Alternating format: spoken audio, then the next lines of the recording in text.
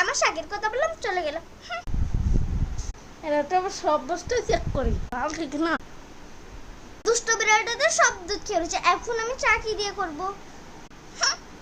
চাল তো শেষ হয়ে গেছে, এখন আবার কার করতাম এক কাম করে দিবাবির হাতে তো ঝগড়া করছে, জবাব করতে। এখন আবার কি আসলো, যাই দেখি।